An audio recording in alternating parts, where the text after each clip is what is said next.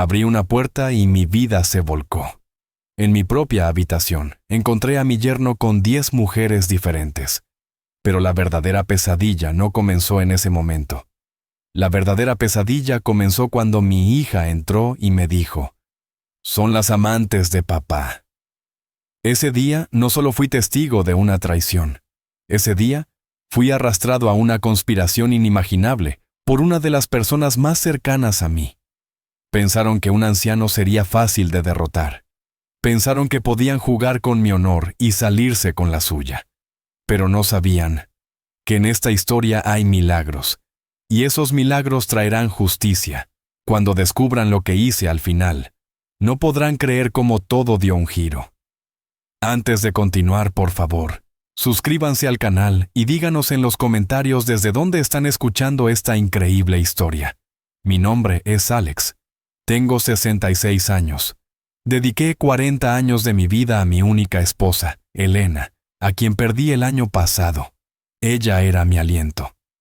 Después de que Elena se fue, me quedé solo con sus recuerdos en nuestra casa en este pequeño pueblo costero. Mi casa era como un santuario, lleno de su aroma. Después de ella, ni siquiera se me pasó por la mente mirar a otra mujer. Mi único tesoro en la vida era mi hija de 28 años, Valeria, a quien cuidaba como a la niña de mis ojos. Ese fin de semana, Valeria y su esposo de 35 años, Héctor, vinieron a visitarme. Héctor.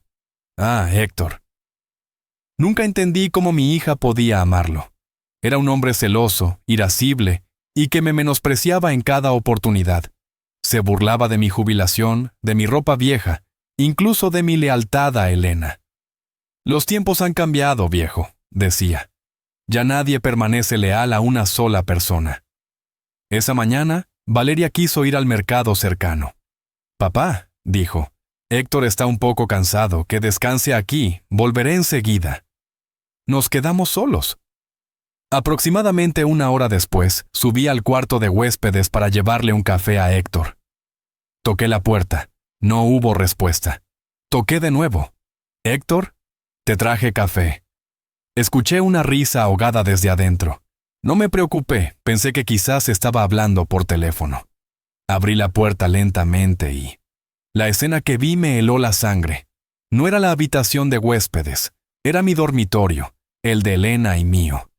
Y mi yerno Héctor estaba en la cama de mi esposa, desnudo. A su alrededor, había tantas mujeres que no pude contar, al menos 10. La habitación apestaba a perfume fuerte y alcohol. La bandeja de café que tenía en las manos cayó al suelo. Las tazas se hicieron añicos. Héctor se levantó de un salto presa del pánico. Las mujeres gritaron y se dispersaron.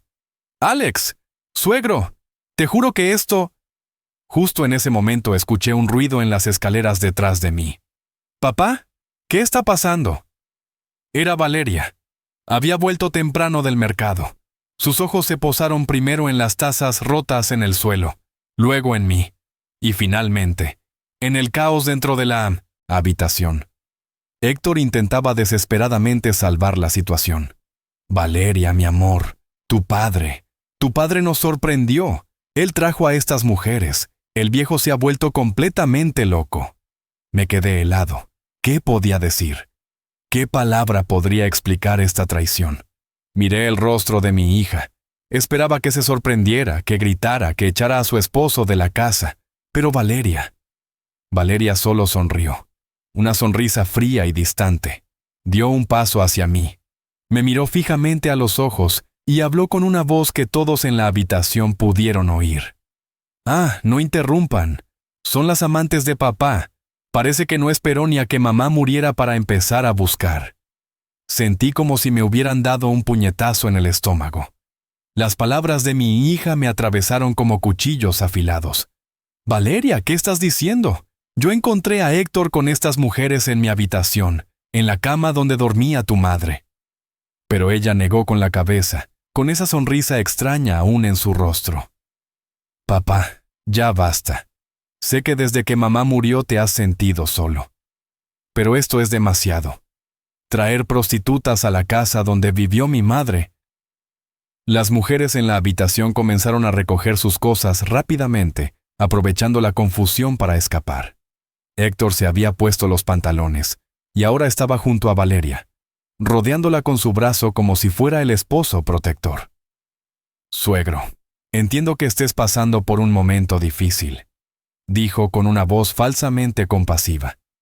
«Pero involucrarme en esto, tratar de culparme frente a mi esposa, eso es bajo, incluso para ti». Me temblaban las manos. Mi corazón latía tan fuerte que pensé que explotaría.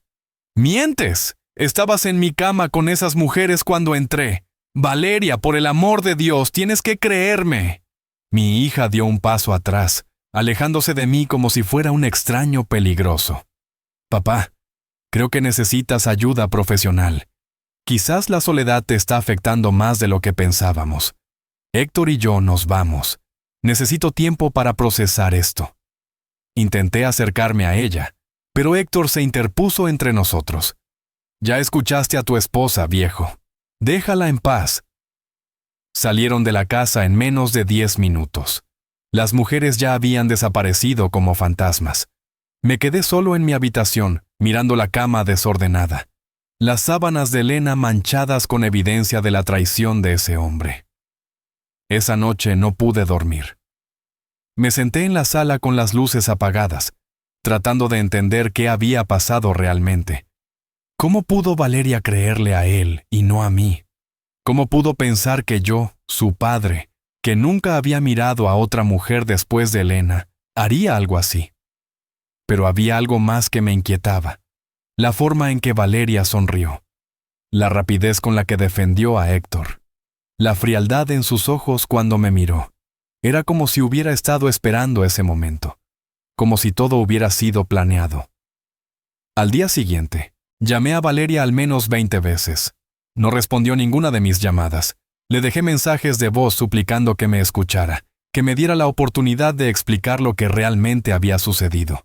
Nada. Silencio absoluto. Pasaron 3 días.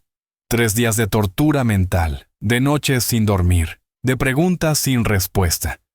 Hasta que recibí una llamada de mi cuñada, la hermana de Elena, Rosa. «Alex, ¿qué diablos está pasando? Valeria acaba de llamarme llorando, diciendo que encontraste a unas mujeres en tu casa, y que Héctor las descubrió contigo». Mi sangre hirvió. «Rosa, eso es una mentira absoluta. Héctor es el que estaba con esas mujeres. Valeria está protegiendo a ese canalla». Hubo un silencio incómodo del otro lado de la línea. «Alex, te conozco desde hace más de 30 años. Sé qué tipo de hombre eres, pero Valeria suena muy convencida.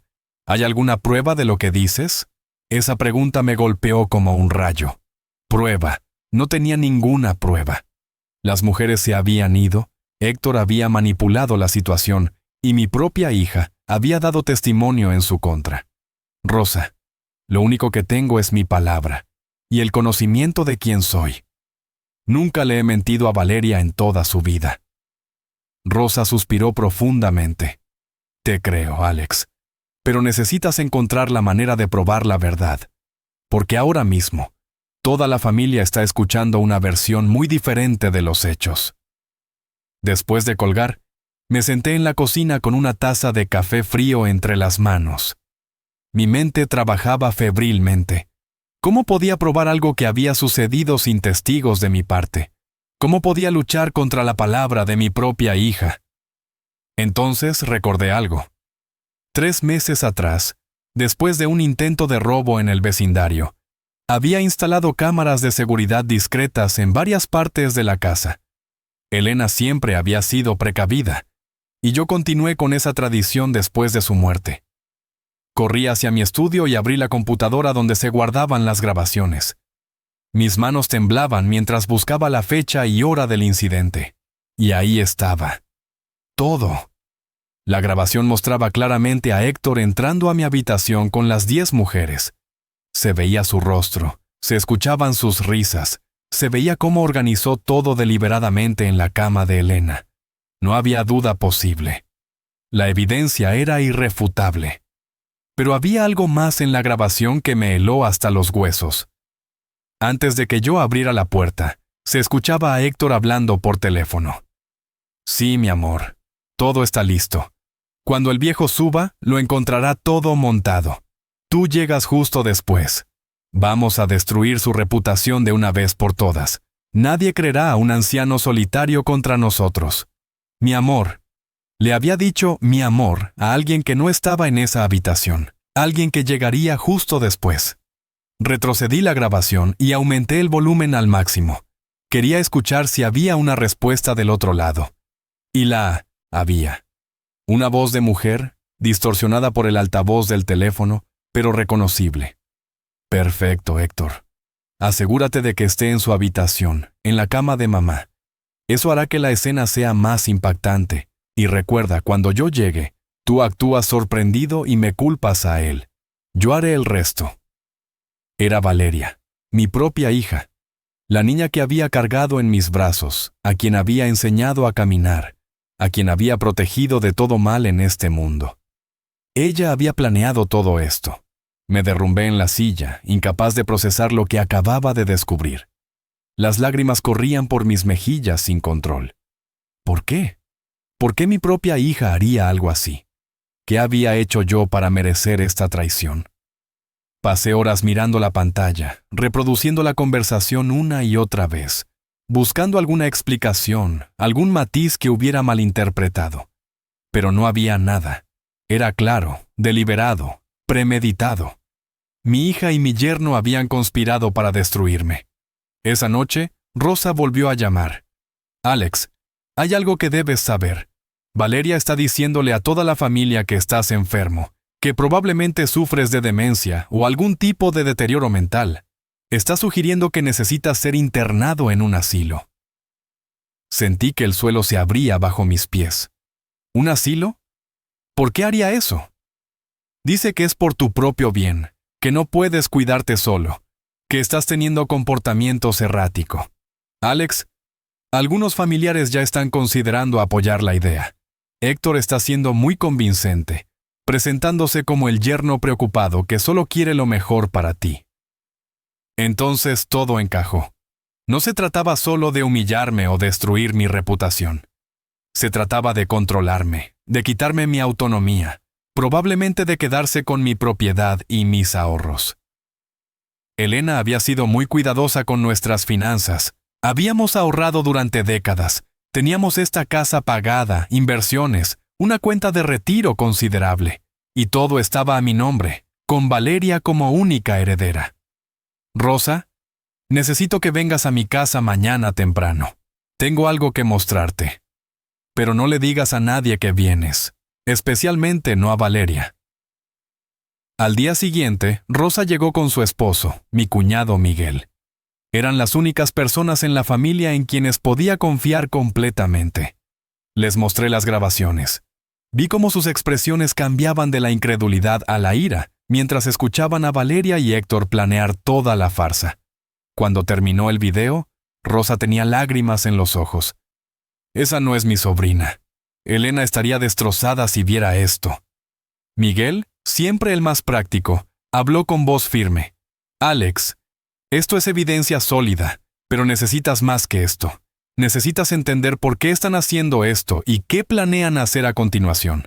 Si van tras tu dinero o tu propiedad, habrá otros movimientos. Necesitamos estar preparados. Tenía razón.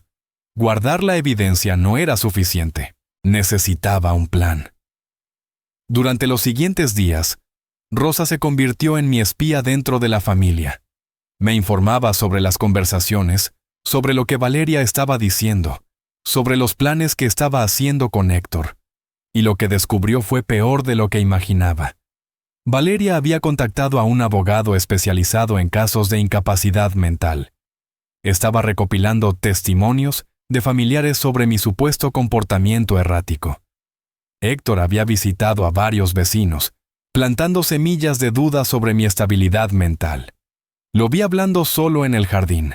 Le había dicho a la señora Martínez, se olvida de cosas, deja la estufa encendida, está muy desorientado. Todo era mentira, pero las mentiras repetidas suficientes veces comienzan a sonar como verdad. Una noche, Mientras revisaba viejos álbumes de fotos de Elena, encontré una carta que ella me había dejado antes de morir. La había guardado en un sobre sellado con instrucciones de abrirla solo si alguna vez me sentía completamente perdido.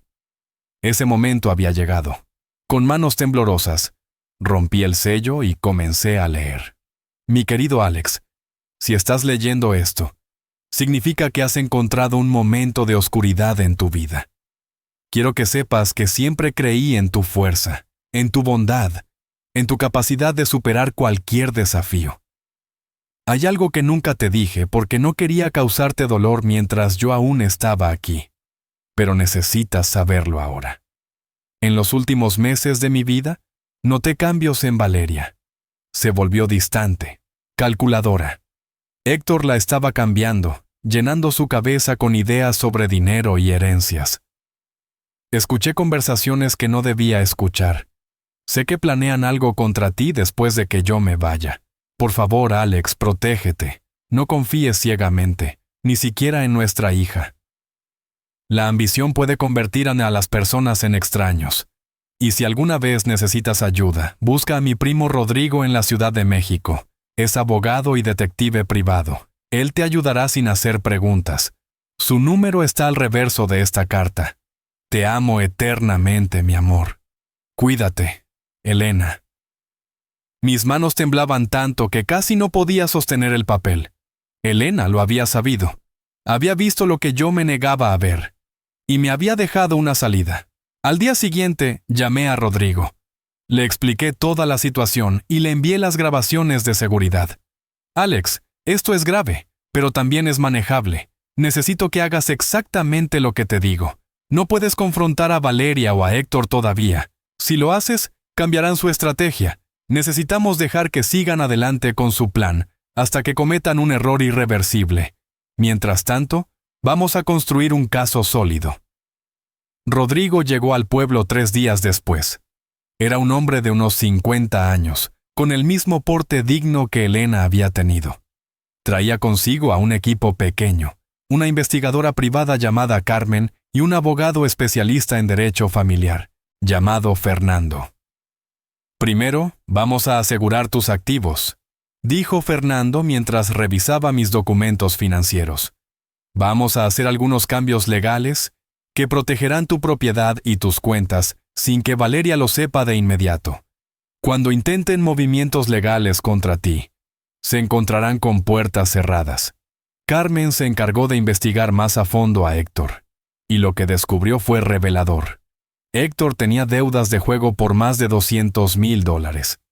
Había perdido el trabajo 6 meses atrás, pero nunca se lo había dicho a Valeria. Estaba desesperado por dinero. Por eso te eligió como objetivo, explicó Carmen. Eres viudo, vives solo, tienes ahorros considerables. Para alguien como él, eres el blanco perfecto. Y convenció a tu hija de participar en el plan, probablemente prometiéndole una vida mejor una vez que tuvieran acceso a tu dinero. Mientras tanto, Rosa continuaba informándome sobre los movimientos de Valeria. Alex, van a hacer su jugada pronto.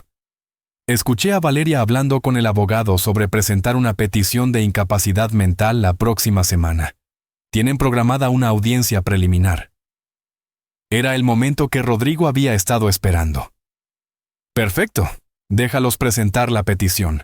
Cuando lo hagan, los sorprenderemos con nuestra propia evidencia.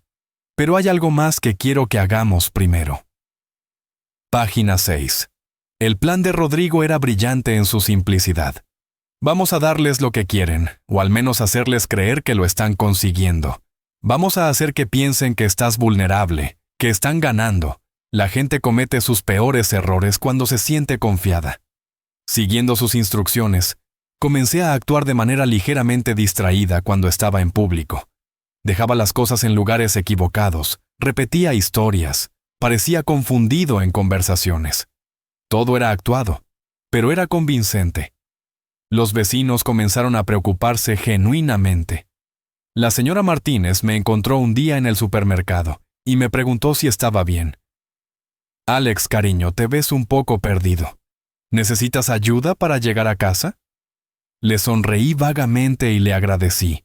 dejando que se fuera con la impresión de que realmente estaba decayendo. Valeria escuchó estos reportes a través de su red de chismes y se sintió vindicada. Según Rosa, le dijo a Héctor: «¿Ves? Te dije que no aguantaría mucho. El viejo realmente se está desmoronando. La audiencia será pan comido». Lo que no sabían era que cada uno de estos episodios estaba siendo cuidadosamente documentado por el equipo de Rodrigo, mostrando que eran completamente fingidos y que yo mantenía perfecta lucidez mental en privado.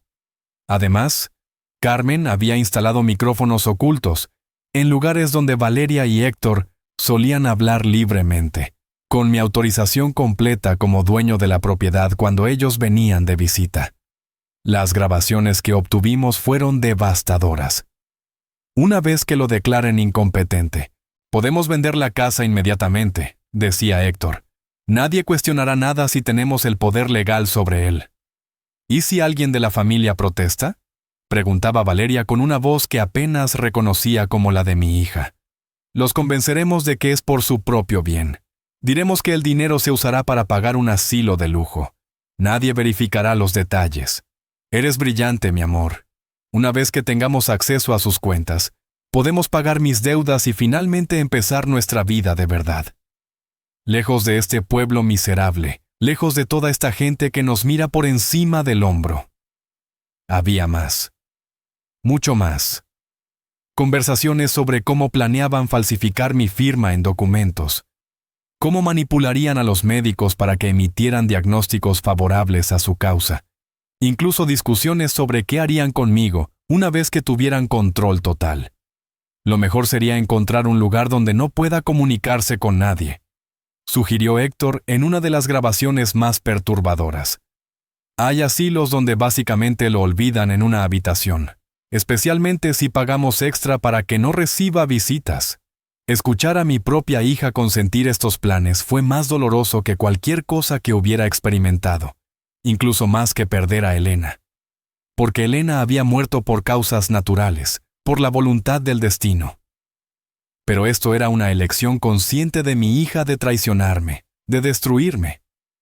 Fernando, el abogado, revisaba cada grabación meticulosamente. Esto es más que suficiente para defender tu caso. Pero Rodrigo tiene razón en esperar. Si revelamos todo esto ahora, podrían alegar que las grabaciones fueron manipuladas o que los sacamos de contexto. Necesitamos dejar que cometan el acto criminal completo.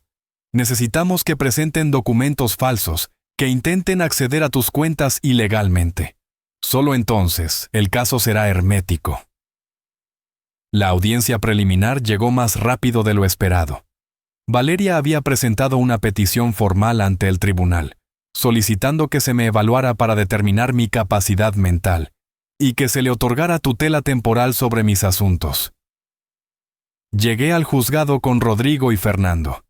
Valeria y Héctor ya estaban allí, acompañados por su abogado, un hombre de aspecto resbaladizo llamado Licenciado Mendoza. Cuando Valeria me vio, se acercó con una expresión de falsa preocupación. «Papá, qué bueno que viniste. Sé que esto es difícil para ti, pero es por tu propio bien. Solo queremos cuidarte». No respondí. Rodrigo me había instruido que mantuviera silencio hasta que fuera absolutamente necesario hablar. El juez, un hombre mayor llamado Juez Ramírez, revisó los documentos con expresión seria. «Señorita Valeria, entiendo que está solicitando tutela sobre su padre basándose en presunta incapacidad mental. ¿Qué evidencia presenta para apoyar esta solicitud?». El licenciado Mendoza se puso de pie con una sonrisa confiada. «Su señoría, tenemos múltiples testimonios de vecinos y familiares que han presenciado comportamiento errático del señor Alex. Olvidos frecuentes, desorientación y, más alarmante aún, un incidente reciente donde aparentemente trajo prostitutas a su hogar, algo completamente fuera de carácter para él y que sugiere un grave deterioro del juicio». Héctor asintió vigorosamente desde su asiento, representando perfectamente el papel del yerno preocupado. El juez me miró con expresión evaluadora. «Señor Alex, ¿cómo responde a estas acusaciones?». Fernando se levantó antes de que pudiera hablar. Su señoría, si me permite, nos gustaría presentar nuestra propia evidencia antes de que mi cliente responda. El juez asintió. Proceda. Fernando conectó una laptop al proyector de la sala. Su señoría, lo que está a punto de ver, son grabaciones de seguridad de la casa del señor Alex, tomadas el día del supuesto incidente con las prostitutas. Las grabaciones muestran claramente que fue el yerno del señor Alex, el señor Héctor, quien organizó toda la escena, y más importante aún, que lo hizo en conspiración con la hija del señor Alex, la señorita Valeria. El silencio en la sala era absoluto. Fernando reprodujo las grabaciones, incluyendo la conversación telefónica donde Valeria y Héctor planeaban todo el montaje. Vi cómo el color desaparecía del rostro de Valeria. Héctor se había puesto rígido en su asiento, sus manos aferrando los reposabrazos de la silla. Cuando terminó la primera grabación, Fernando continuó. Pero eso no es todo, su señoría. También tenemos grabaciones más recientes donde los demandantes discuten abiertamente su plan para declarar incompetente al señor Alex, tomar control de sus activos y confinarlo en una institución donde no pueda defenderse o comunicarse con el mundo exterior. Las siguientes grabaciones fueron aún más devastadoras. La sala del tribunal escuchó cada palabra de las conspiraciones de Héctor y Valeria, sus planes para robar, para falsificar documentos, para aislarme del mundo. El licenciado Mendoza intentó objetar. Su señoría, estas grabaciones fueron obtenidas sin consentimiento. Son inadmisibles. Fernando sonrió. Las grabaciones fueron tomadas en la propiedad privada del señor Alex, con su pleno conocimiento y autorización. Los demandantes no tienen expectativa legal de privacidad cuando están en la casa de otra persona. Además, las grabaciones documentan la planificación de actividades criminales, lo cual las hace completamente admisibles, bajo la excepción de crimen-fraude. El juez Ramírez levantó la mano para silenciar al licenciado Mendoza. Su expresión había pasado de neutral a claramente molesta. He visto suficiente. Señorita Valeria, señor Héctor, lo que he presenciado aquí es uno de los intentos más calculados y crueles de explotación de un adulto mayor que he visto en mis 30 años en el banco. No solo rechazo completamente esta petición de tutela, sino que estoy ordenando una investigación criminal completa sobre sus acciones. Valeria se puso de pie bruscamente, con el rostro descompuesto. ¡No, espere! Esas grabaciones están sacadas de contexto. Mi padre está manipulando todo. Pero el juez no estaba interesado en escuchar más. Señorita Valeria, sugiero que permanezca en silencio antes de que empeore su situación. Alguacil, por favor asegúrese de que estos individuos no abandonen la jurisdicción mientras se conduce la investigación. Héctor intentó levantarse y salir corriendo, pero dos alguaciles ya estaban bloqueando las puertas. Su máscara de yerno preocupado había desaparecido completamente, reemplazada por pánico puro. «¡Esto es culpa tuya!», le gritó a Valeria. «Te dije que no instalaría cámaras. Te dije que era demasiado cuidadoso». Valeria se volvió hacia él con furia. «Tú me dijiste que sería fácil. Me dijiste que nadie lo descubriría. Ahora vamos a ir a la cárcel por tus estúpidas deudas de juego». Ver a mi hija y mi yerno volverse el uno contra el otro debería haberme dado satisfacción, pero solo sentí un profundo vacío. El juez Ramírez continuó. «Señor Alex, lamento profundamente lo que ha tenido que soportar. La Corte le ofrecerá todos los recursos necesarios para asegurar que obtenga justicia. También estoy emitiendo una orden de restricción inmediata. Ni la señorita Valeria ni el señor Héctor pueden acercarse a usted o a su propiedad bajo ninguna circunstancia». Salí del tribunal con Rodrigo y Fernando a mi lado. Afuera, Rosa y Miguel me estaban esperando. Rosa me abrazó con lágrimas en los ojos. «Elena estaría orgullosa de ti, Alex. Te defendiste como ella sabía que podrías hacerlo». Pero yo no me sentía victorioso. Me sentía vacío, roto. Había ganado la batalla legal, pero había perdido a mi hija. Durante las siguientes semanas, los acontecimientos se desarrollaron rápidamente. La investigación criminal reveló que Héctor tenía antecedentes de fraude que había ocultado exitosamente durante años. Valeria, aunque no tenía antecedentes criminales, estaba siendo procesada como cómplice en el intento de fraude y conspiración para cometer abuso de adulto mayor. Las noticias del caso se extendieron por el pueblo como fuego.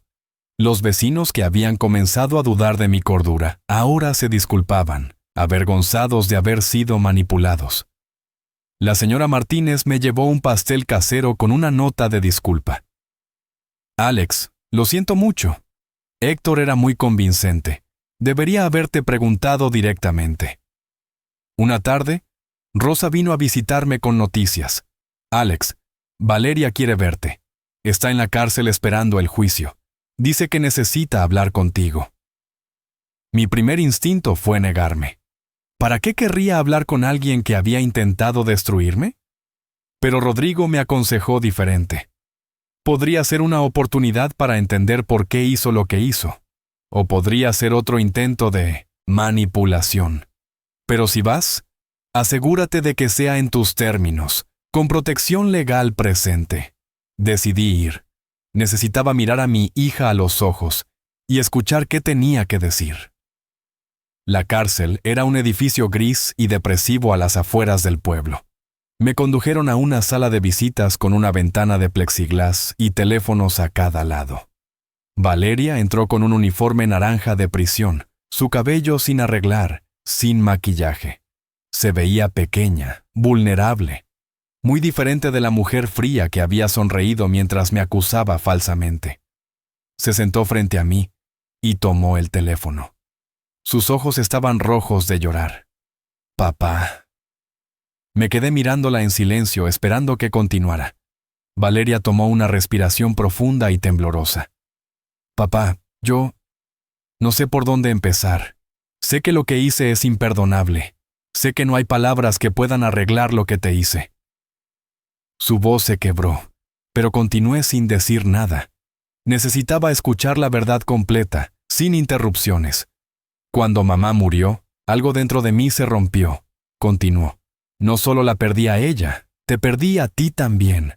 Te encerraste en esa casa, rodeado de sus recuerdos, y yo me sentí completamente sola. Héctor estaba ahí, diciéndome que te entendía, que sabía lo que yo estaba pasando. Me hizo sentir vista de nuevo. Hizo una pausa, limpiándose las lágrimas con el dorso de la mano. Pero luego las cosas cambiaron. Empezó a hablar sobre dinero, sobre cómo no era justo que tú tuvieras tanto mientras nosotros luchábamos. Me dijo que estabas siendo egoísta al aferrarte a todo, que mamá hubiera querido que compartieras más con nosotros, y yo le creí. Sus palabras me atravesaban como cuchillos, pero me obligué a mantener la compostura. Cuando me contó sobre sus deudas, estaba desesperado. Valeria continuó. Me dijo que si no conseguíamos dinero pronto, hombres peligrosos vendrían tras él, tras nosotros. Dijo que la única solución era conseguir acceso a tus cuentas, pero que tú nunca aceptarías voluntariamente. Así que planeamos toda esa escena. Su respiración se volvió más agitada. Yo no quería hacerte daño, papá. Te juro que esa no era mi intención. Héctor me convenció de que solo sería temporal, que una vez que tuviéramos el dinero, lo arreglaríamos todo. Me dijo que ni siquiera te darías cuenta realmente de lo que estaba pasando, que estarías confundido de todas formas por tu edad. Me incliné hacia adelante, sosteniendo el teléfono con más fuerza. Finalmente hablé. Valeria, tú me conoces mejor que nadie en este mundo. Sabes que jamás habría traído a esas mujeres a nuestra casa. ¿Cómo pudiste creerle a él sobre mí? Ella sollozó abiertamente ahora. No fue que le creía a él sobre ti. Fue que quería creerle. Porque si lo que él decía era verdad, entonces yo no era la mala. Entonces tenía una razón para hacer lo que estaba haciendo. Me mentí a mí misma, papá. Me dije que estaba protegiéndome. Protegiéndonos a Héctor y a mí, cuando en realidad solo estaba justificando una traición horrible. Hubo un largo silencio. Las palabras de Valeria flotaban entre nosotros, pesadas con el peso de la verdad. Tu madre dejó una carta, le dije finalmente. Una carta donde me advertía sobre esto. Ella vio los cambios en ti antes de morir. Vio cómo Héctor te estaba manipulando, y le rompió el corazón no poder protegerte de él. Valeria se cubrió el rostro con las manos. Mamá lo sabía. Dios mío, mamá lo sabía, y yo no la escuché. Cuando intentaba hablarme sobre Héctor, sobre tener cuidado, yo pensé que estaba siendo sobreprotectora. Nunca imaginé que ella realmente estaba viendo algo que yo me negaba a ver. Héctor es un manipulador experto, Valeria. Encontró tus inseguridades y las explotó.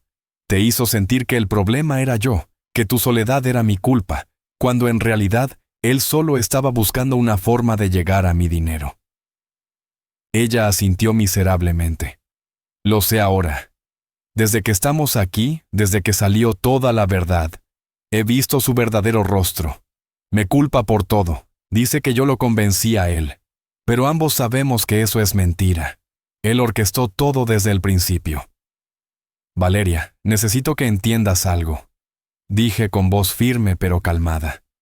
Lo que me hiciste no solo fue un ataque a mi reputación o a mis finanzas, fue un ataque a mi dignidad, a mi identidad. Me arrebataste lo único que me quedaba después de perder a tu madre, mi sentido de quién soy como padre, como hombre de honor. Me hiciste dudar de si realmente conocía a mi propia hija. Ella lloraba inconsolablemente ahora. Lo sé, papá. Lo sé y vivo con ese peso cada segundo. No hay castigo que esta corte pueda darme que sea peor que saber lo que te hice.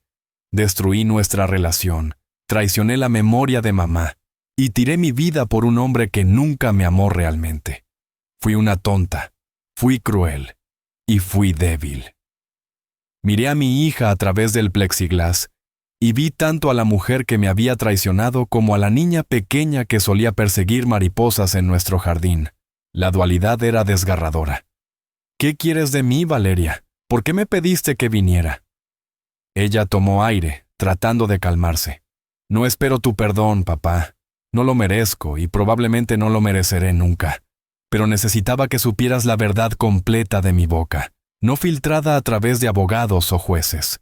Necesitaba que supieras que una parte de mí, la parte que todavía es tu hija, está completamente destrozada por lo que hice. Y necesitaba decirte que, pase lo que pase con el juicio, con mi sentencia, entiendo que perdí algo mucho más valioso que cualquier cantidad de dinero. Perdí a mi padre. Sus palabras eran sinceras. Eso podía sentirlo. Pero la sinceridad no borraba el daño. La sinceridad no devolvía el tiempo perdido, no sanaba las heridas, no restauraba la confianza rota. Voy a ser honesto contigo, Valeria, dije, lentamente. No sé si alguna vez podré perdonarte completamente. No sé si nuestra relación puede ser reparada, pero sí sé que tu madre no hubiera querido que te abandonara, incluso ahora. Elena creía en segundas oportunidades, en la redención. Así que esto es lo que voy a hacer. Me incliné más cerca de la ventana, asegurándome de que pudiera ver mi expresión claramente. Voy a asegurarme de que tengas la mejor representación legal posible. No voy a dejar que Héctor cargue toda la culpa sobre ti y se salga con menos castigo. Vas a enfrentar las consecuencias de tus acciones, pero serán justas y apropiadas. Y cuando salgas, si realmente has cambiado, si realmente has aprendido de esto, entonces tal vez, solo tal vez, podremos encontrar un camino hacia adelante. Valeria sollozaba tan fuerte que apenas podía hablar. No merezco tu ayuda, no merezco nada de ti. No se trata de lo que mereces, se trata de quién soy yo, y yo soy un padre. Eso no cambia, incluso cuando el camino se vuelve dolorosamente difícil. Pero entiende esto, mi ayuda viene con condiciones. Tienes que divorciarte de Héctor inmediatamente. Tienes que cooperar completamente con la investigación. Y tienes que comprometerte a terapia seria, a trabajar en entender cómo llegaste a este punto y cómo asegurarte de nunca volver ahí. Ella asintió vigorosamente. Haré todo eso. Lo prometo, papá. Haré cualquier cosa. Nos quedamos sentados en silencio por unos momentos más. Luego me levanté para irme. Papá, espera, dijo Valeria rápidamente. Hay algo más que necesitas saber. Héctor no actuaba solo. Tiene un socio, alguien que le ayudó a organizar toda la escena con las mujeres. No sé quién es, pero escuché a Héctor hablar de él en nuestras conversaciones. Le llama el oso. Creo que esa persona todavía está ahí afuera y podría intentar algo contra ti. Sentí un escalofrío recorrer mi espalda. ¿Un socio? ¿Por qué no mencionaste esto antes? Porque apenas me di cuenta de la importancia. Héctor siempre fue muy cuidadoso al hablar sobre él. Pero papá, creo que esta persona es peligrosa. Mucho más peligroso que Héctor. Salí de la cárcel con la mente dando vueltas. Inmediatamente llamé a Rodrigo y le conté sobre este nuevo desarrollo. El oso, repitió Rodrigo pensativamente. Déjame investigar. Si hay un socio involucrado, necesitamos identificarlo antes de que intente algo. Carmen, la investigadora privada, se sumergió en la tarea. Revisó las finanzas de Héctor, sus llamadas telefónicas, sus contactos conocidos. 3 días después, me llamó con noticias. Alex, encontré algo. Hay transferencias regulares de la cuenta de Héctor a una cuenta offshore registrada bajo el nombre de una empresa fantasma. Rastreé la empresa y eventualmente encontré al dueño real. Su nombre es Óscar Bermúdez, conocido en círculos criminales como El Oso. Es un prestamista ilegal con conexiones al crimen organizado. Mi estómago se contrajo. ¿Qué quiere de mí? Según lo que puedo deducir, Héctor le debía más de $200,000. El plan original era que Héctor usara tu dinero para pagar la deuda. Ahora que Héctor está en la cárcel y ese plan fracasó, el oso podría venir directamente tras ti buscando compensación. En su mente retorcida, probablemente piensa que tú eres la razón por la cual no recibió su pago. Rodrigo intervino en la llamada. Alex, necesitamos tomar medidas de seguridad inmediatas. Voy a contratar protección privada para ti. Estos tipos no se andan con juegos. Esa misma noche, 2 guardias de seguridad se instalaron en mi propiedad. Eran exmilitares, profesionales y discretos. Me aseguraron que nadie se acercaría a la casa sin que ellos lo supieran. Pero la amenaza del oso era solo el comienzo de otra serie de eventos que pondrían a prueba mi resolución. Una semana después, recibí una visita inesperada. Rosa llegó a mi casa acompañada de una mujer joven que no reconocí. La mujer tendría unos 25 años, cabello oscuro, ojos nerviosos. Alex, ella necesita hablar contigo, dijo Rosa con urgencia. Fue una de las mujeres que Héctor llevó a tu casa ese día. Me quedé helado. La mujer dio un paso adelante tímidamente. Señor Alex, mi nombre es Lucía. Yo fui una de las mujeres en su habitación ese día. Y necesito decirle la verdad sobre lo que realmente sucedió. Le ofrecí asiento en la sala. Lucía estaba claramente aterrorizada pero determinada a hablar. Héctor nos contrató a través de una agencia, comenzó. Nos dijo que era para una fiesta privada, que sería algo rápido y bien pagado. Pero cuando llegamos a su casa, algo se sintió mal. Nos llevó a esa habitación y nos dijo que teníamos que estar en la cama cuando usted subiera. Dijo que era una broma para un reality show. ¿Una broma?, repetí incrédulamente. Eso es lo que nos dijo.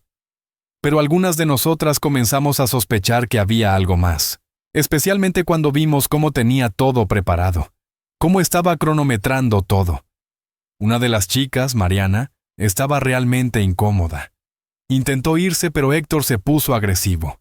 Dijo que si nos íbamos antes de que usted nos encontrara, no nos pagaría y además se aseguraría de que nunca consiguiéramos trabajo de nuevo.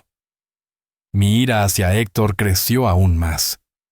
¿Por qué no acudieron a la policía? Lucía bajó la mirada avergonzada. Porque trabajamos en una industria estigmatizada, señor Alex.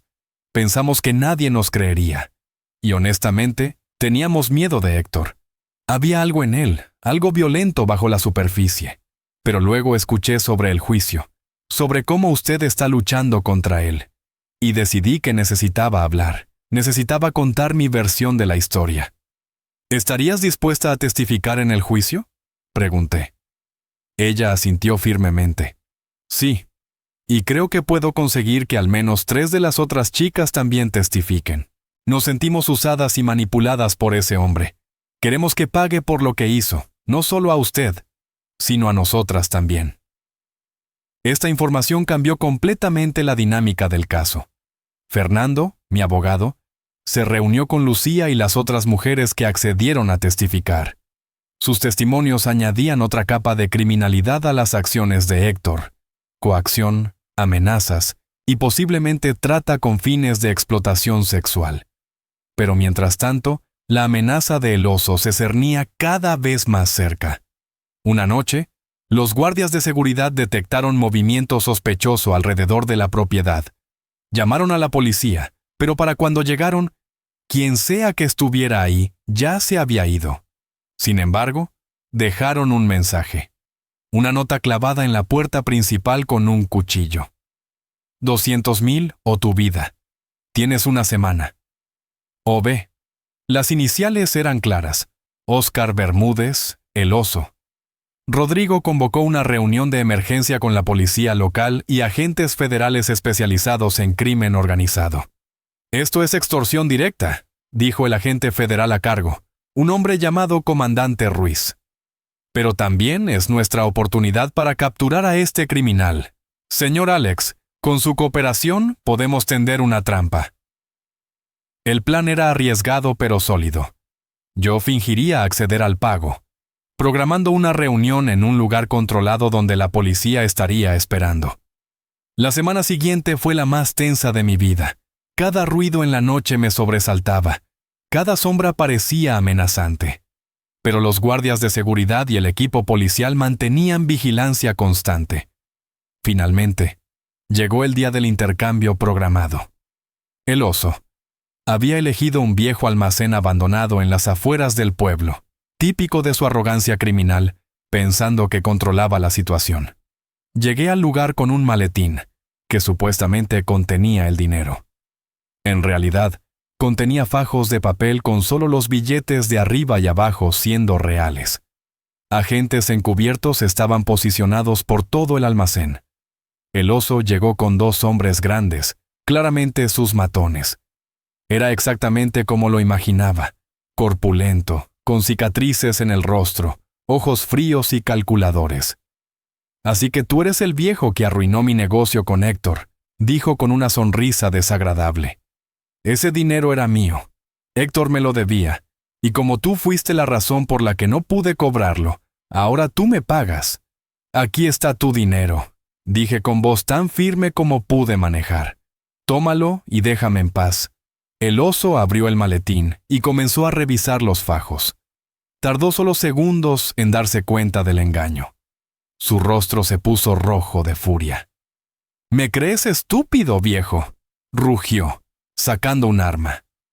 En ese momento, las luces del almacén se encendieron y docenas de oficiales emergieron de sus escondites.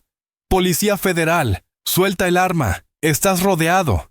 El Oso intentó usar el arma, pero un francotirador policial le disparó en el hombro antes de que pudiera apretar el gatillo. Sus matones se rindieron inmediatamente. Fue llevado esposado, gritando amenazas que ya no significaban nada. El comandante Ruiz se acercó a mí con una sonrisa. «Excelente trabajo, señor Alex. No solo ayudó a capturar a un criminal peligroso, sino que también proporcionó evidencia suficiente para desmantelar toda su operación de préstamos ilegales».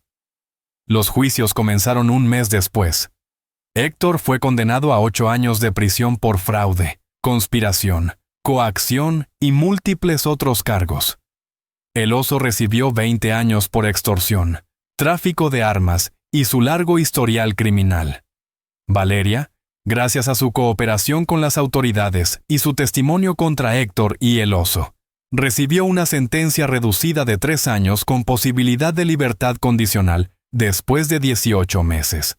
Parte del acuerdo incluía terapia obligatoria y servicio comunitario. Después de todo el caos, mi vida comenzó a encontrar un nuevo ritmo.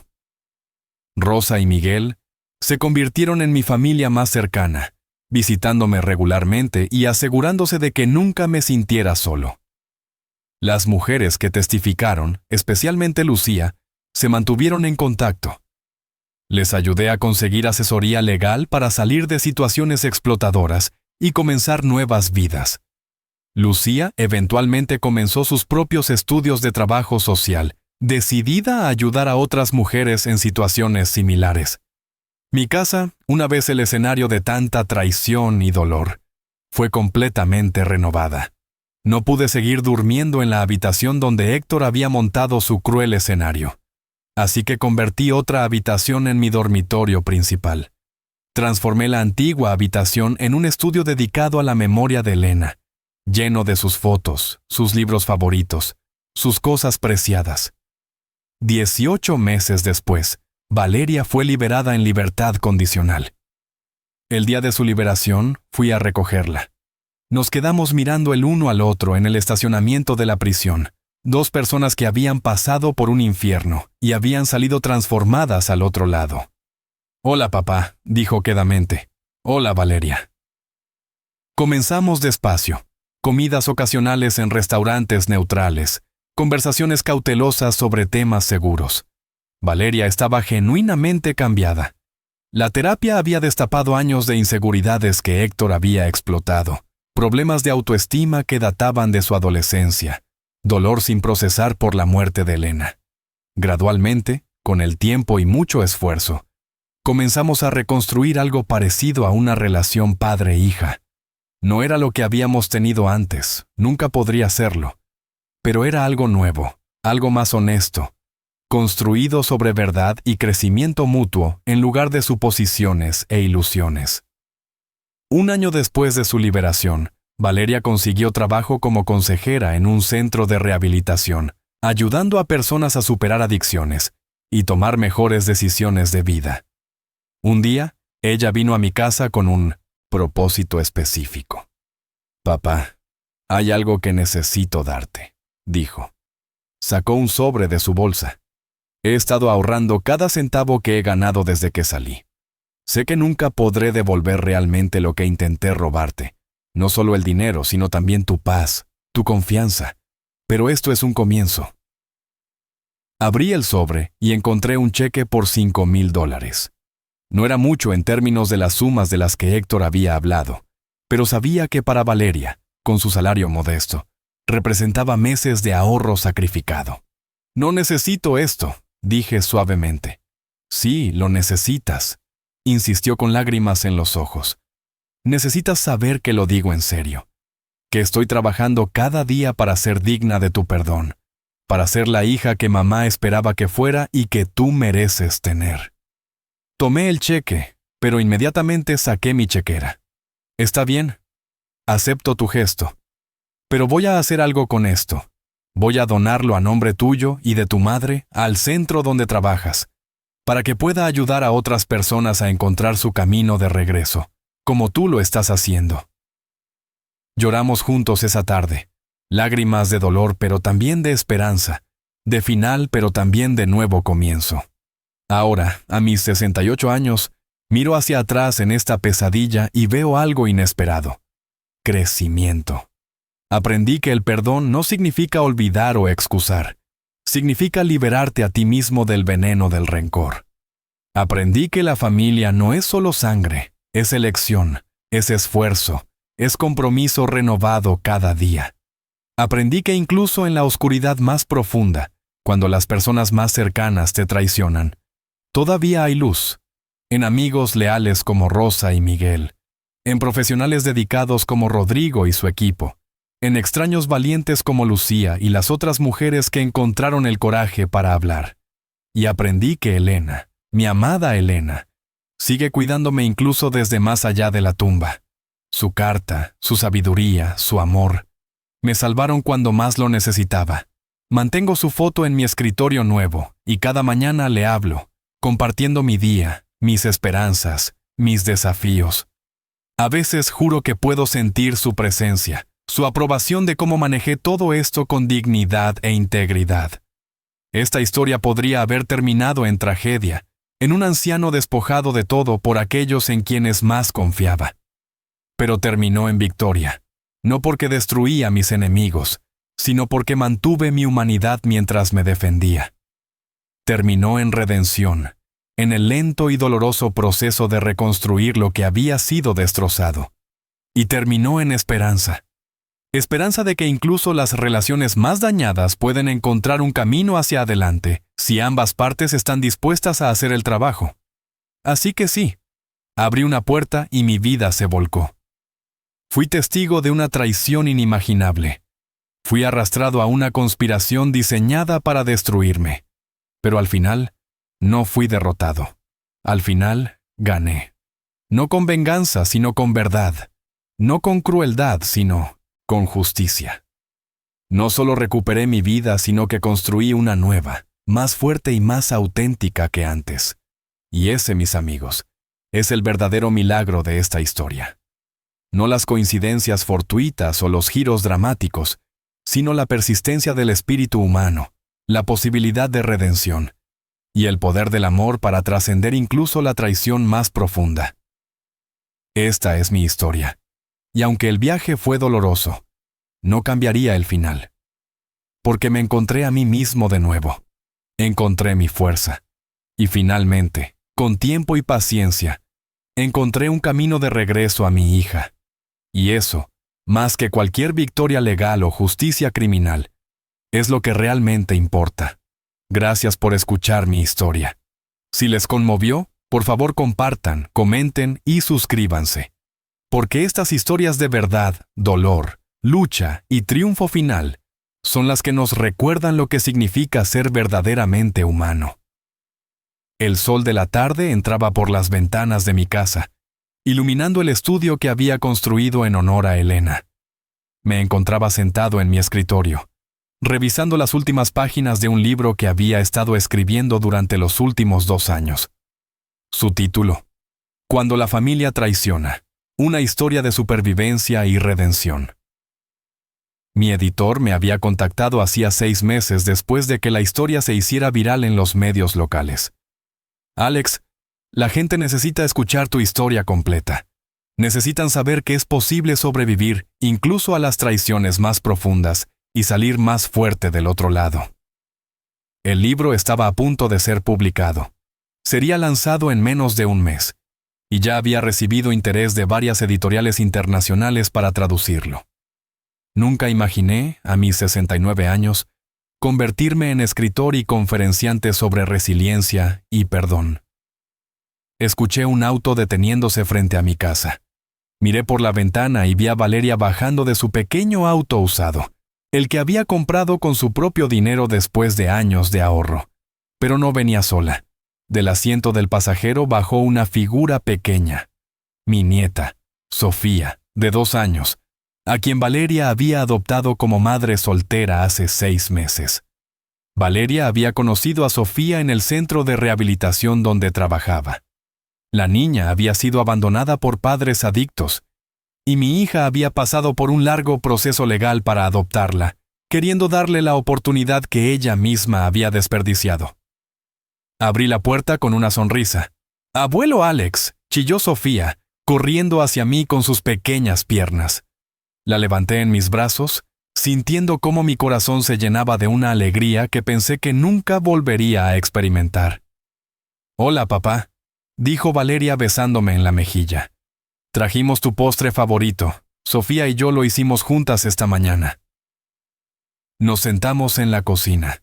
La misma cocina donde una vez caí en desesperación cuando mi mundo se derrumbó. Ahora estaba llena de risas de niños, de dibujos de Sofía pegados en el refrigerador con imanes, de vida renovada.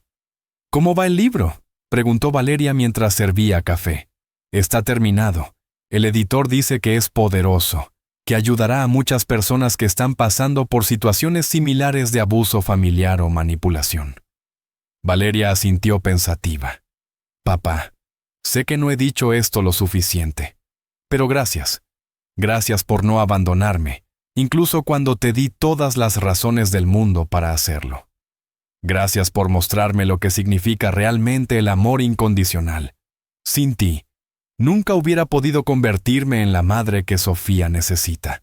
Miré a mi hija, a esta mujer que había caído tan bajo, pero que había trabajado tan duro para levantarse de nuevo. «Valeria, todos merecemos segundas oportunidades. Tu madre lo creía y yo también. Lo importante no es que caíste, es que te levantaste y decidiste ser mejor. Rosa y Miguel llegaron poco después, convirtiéndolo en una reunión familiar improvisada. Rosa trajo noticias. Alex, ¿escuchaste? Héctor finalmente fue liberado la semana pasada por buen comportamiento. Cumplió 6 de sus 8 años. Sentí una punzada de tensión, pero Valeria puso su mano sobre la mía. No te preocupes, papá. Firmé todos los papeles de divorcio hace años. Héctor no tiene ningún derecho sobre mí ni sobre mi vida, y si intenta acercarse, la orden de restricción sigue vigente. Además, agregó Miguel con una sonrisa, escuché que se mudó a otra ciudad, lejos de aquí. Aparentemente consiguió trabajo en construcción y está tratando de empezar de nuevo. Al menos eso es lo que su hermano me dijo. La conversación fluyó naturalmente hacia temas más ligeros. Rosa nos contó sobre su nuevo negocio de repostería.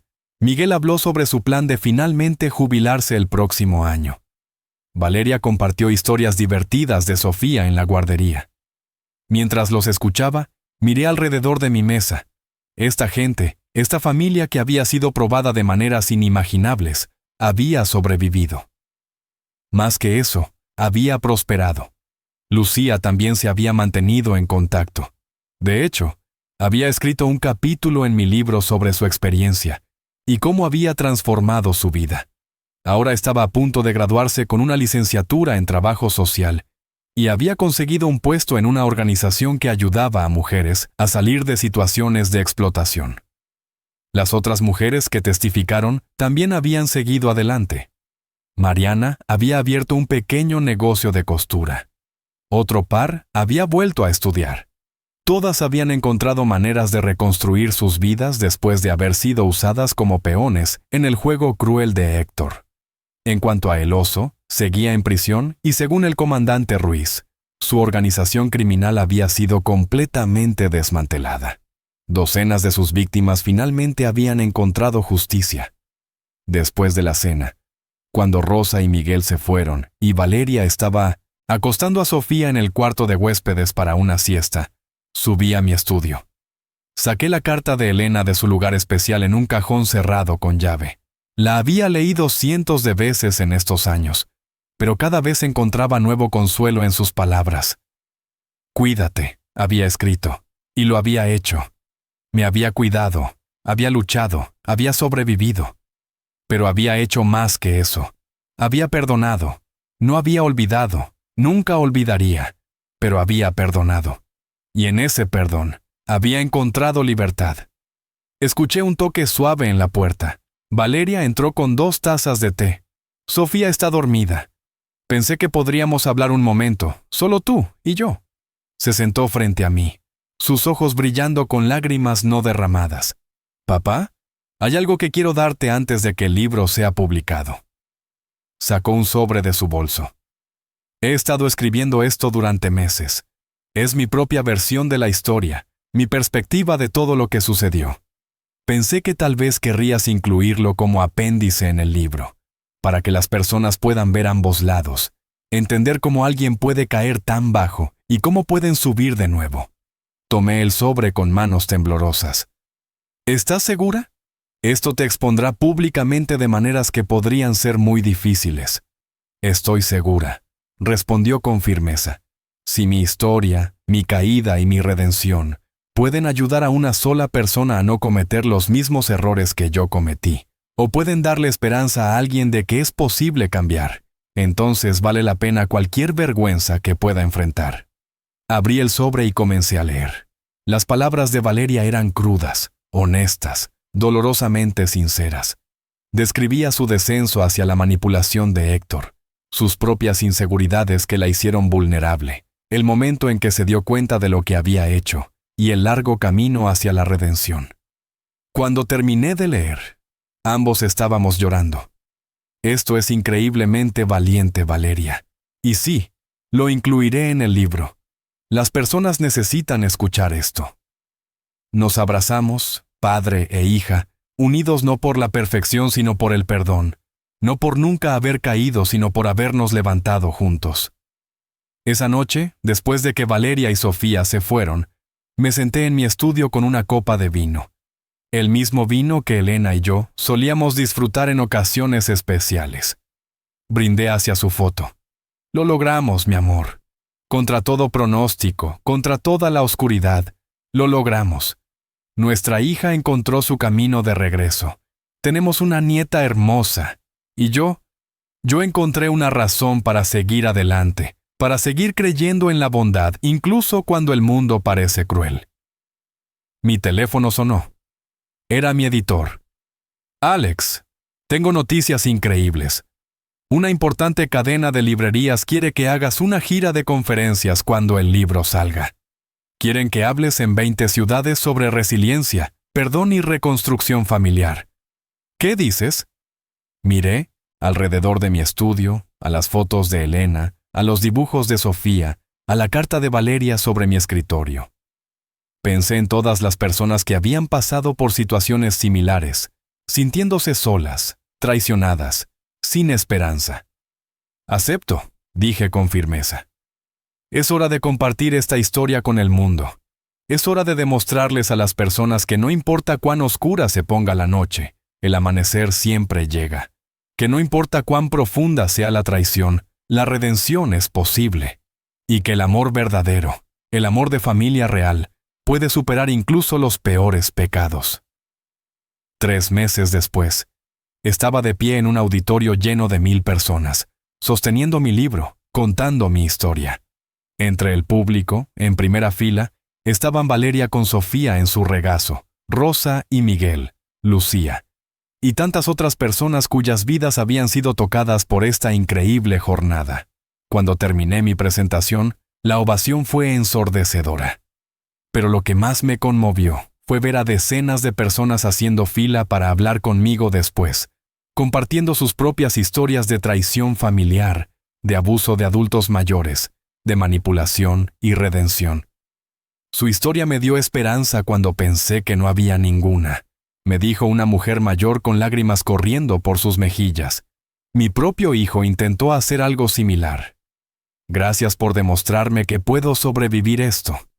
Y así, mi pesadilla se había transformado en propósito. Mi dolor se había convertido en ministerio. Mi traición se había vuelto testimonio. Ahora, a mis 69 años, finalmente entendía el verdadero milagro de mi historia. No fue que sobreviví, no fue que encontré justicia, no fue siquiera que perdoné a mi hija. El verdadero milagro fue que algo tan horrible, tan destructivo, tan malvado, pudo ser transformado en algo hermoso, algo sanador, algo que daba esperanza a miles de personas en todo el mundo. Y mientras miraba a mi hija sosteniendo a mi nieta entre el público, ambas sonriéndome con orgullo, supe que Elena estaba sonriendo también, desde donde quiera que estuviera, sabiendo que su carta, su sabiduría, su amor, habían comenzado una cadena de eventos que eventualmente traerían sanación no solo a nuestra familia, sino a innumerables otras. Esta es la parte final de mi historia. No terminó con venganza ni con amargura.